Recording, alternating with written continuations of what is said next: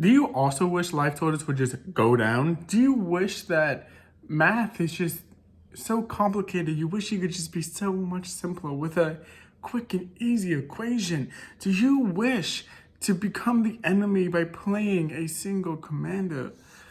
Ghyrson Stone, Kelermorph. For a 1 blue red, it is a legendary creature, Tyrannoid human. I can't say the Warhammer shit. I'm just sorry. Ward 2, and it has the ability 3 auto subs. Whenever another source you control deals exactly 1 damage to opponent or player, Ghyrson Starn Kelermorph deals 2 damage to that permanent or player. 1 equals 3 in this deck. I wanted to build this deck. I didn't really want to build it with pingers necessarily.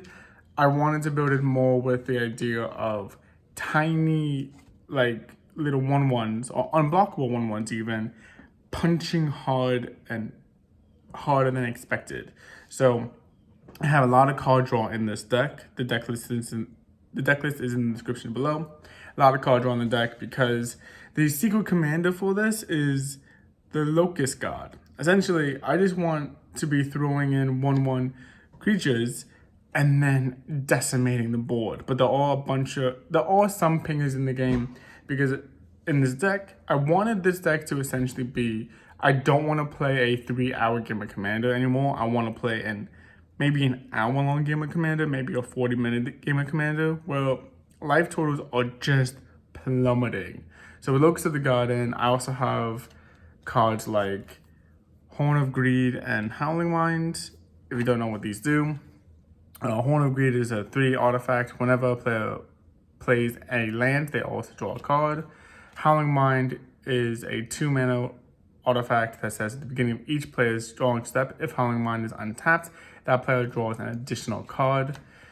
These pair really well with the Locust God, as you probably read. I realized I didn't read that. For a 4 blue red, it's a legendary creature god flying. Whenever you draw a card, create a 1/1 blue and red insect creature token with flying and haste. For 2 blue and a red, draw a card and discard a card. When the Locust God dies, return it to the owner's hand at the beginning of the next end step. So really hard to get rid of, not quite indestructible, but basically indestructible. You pair that up with the creature with cards like Ancient Silver Dragon, which honestly I could have taken out of this deck because I never saw this card anytime that I play the deck. For a 6 blue, it's a creature, Elder Dragon, flying. Whenever Ancient Silver Dragon deals combat damage to a player, you roll a d20, draw cards equal to the results. You have no maximum hand size for the rest of the game. Kami of the Crescent Moon. At the beginning of each player's draw step, that player draws an additional card. And then, where's the other card? It's a card called Witty Roastmaster for 2 and a red. This card is a creature devil citizen from New Competa, a common, so it's really easy to get your hands on this card. Alliance, whenever another creature enters the battlefield under your control, Witty Roastmaster deals 1 damage to each opponent. I didn't want to put pingers in this deck. However, this is a deck that says, hey, we want games to go fast and we want them to basically be brutal. So there are a couple of pingers in here, but it really is about just the combat triggers, which is why the little combat stuff, which is why I have cards like Pixie Guide. It's a 1 blue, 1/3 flying, and it gives an advantage. It's a D&D card, but I really just care about the evasive 1/3. I also have cards in here like Wolf Infiltrator, another one of those 1/3. Whenever Wolf Infiltrator deals combat damage to a player, I may draw a card. If I do, discard a card, which all this card draw really works well with Locust God and Psychosis Crawler, which might be my favorite card in the game. It seems like whenever I'm building an Izzet deck, or whenever I'm building anything at this point, that's like, hey, I can draw a bunch of cards, and with this, a Psychosis Crawler just automatically goes into it. So drawing 1 card and then dealing 3 points of damage is kind of insane. But Witty Roastmaster does a lot of work in this deck. The Locust God does a lot of work in this deck. And then just little things like Vardoyan Epicure. I don't think I said that right. For one red, it is just when it ETBs, it deals 1 damage to each opponent. Create a blood token. Okay. Invisible Stalker. Hexproof, unblockable, 1/1. Turn that into a 3/1. Just good. For enchantments, though, I do have something a little bit spicy in this deck because I don't. Yes, I like building life totals that go down dramatically, but I also want to build decks that are different and weird and kind of. I wasn't expecting that, essentially. You know, the Raven special, as it were. So, one of my favorite cards in this deck is Corrupted Conscience. Yes, I'm bringing Infect to the table. Enchant creature. You control enchanted creature. Enchanted creature has Infect.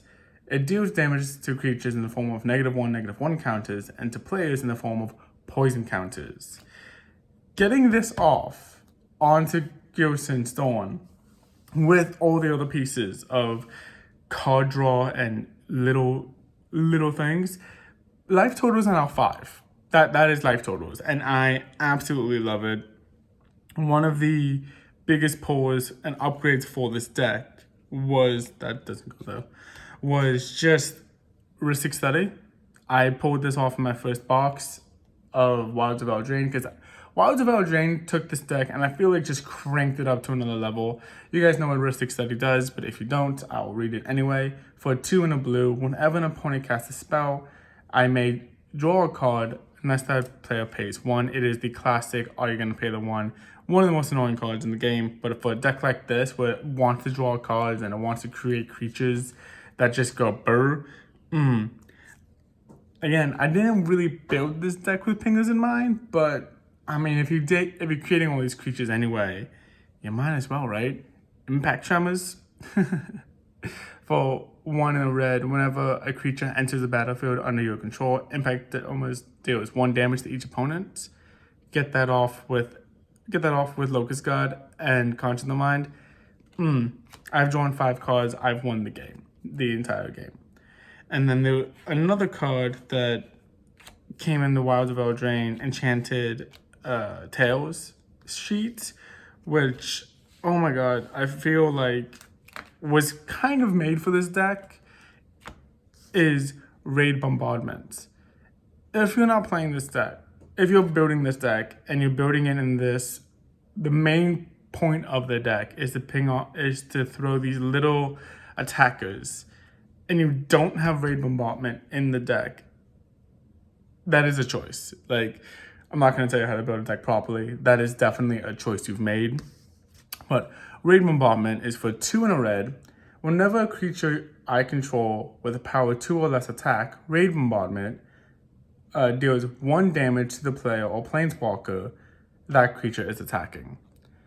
This in this kind of deck, when it's made to get off tiny creatures and just swing for havoc, is just a lethal threat on board.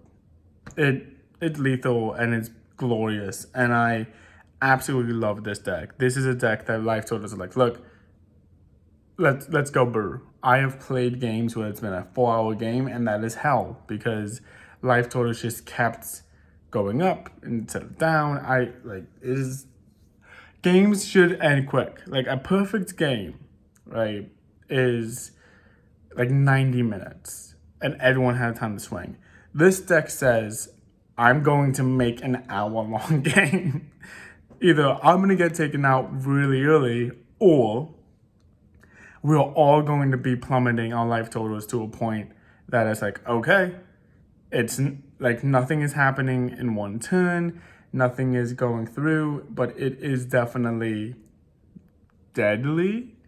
And I absolutely love this deck. I love the deck because I'm bad at math, and just being able to say 1 equals 3, just send it, full send, 1 equals 3, die, is absolutely chef's kiss. Thank you guys for watching. I am doing like 5 more of these today, and I am going to try to get a little stand so that you can see the cards a little bit better, but it hasn't come in yet, and I feel like it's been a minute since I've actually done one of these, so that is why that's not done. Thank you for your patience. I'll see you guys next time. How would you build this deck? Would you just build it with pingers? Or was there a different, interesting way I could have built this and I just didn't know about it? Let me know. See you next time.